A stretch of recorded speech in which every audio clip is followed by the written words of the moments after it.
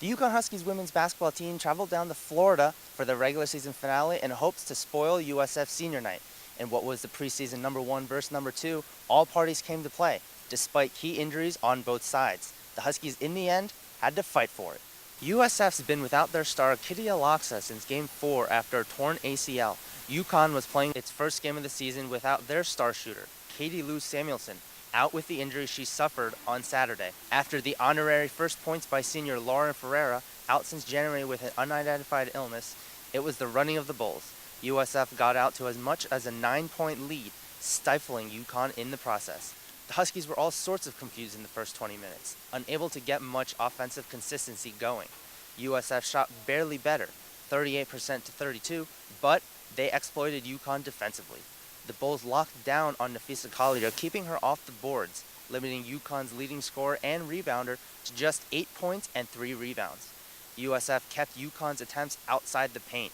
The Huskies would finish with their lowest scoring half of the season, trailing 29 to 25. Coach Gino Auriemma saw the pressure without Lou, knowing the inside game would be cut short. We knew going in without Lou that it was going to be hard to get anything done in the lane.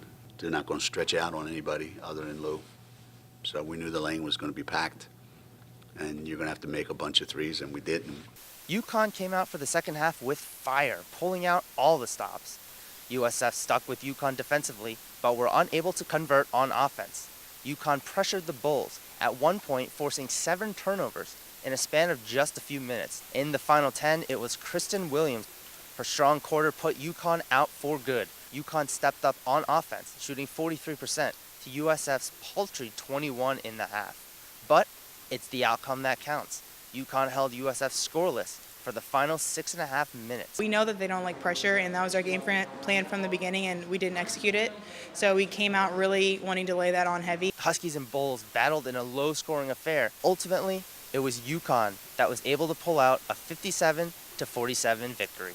The Huskies finished the regular season 28-2 as all gears shift to the AAC tournament at the Mohegan Sun Arena. The Huskies will enter the tournament with the number 1 seed, facing number 8 or 9 pending the outcome of that game on Friday night. From the Yuengling Center for UConn basketball for the last time, I'm Ryan Kim with UCTV Sports.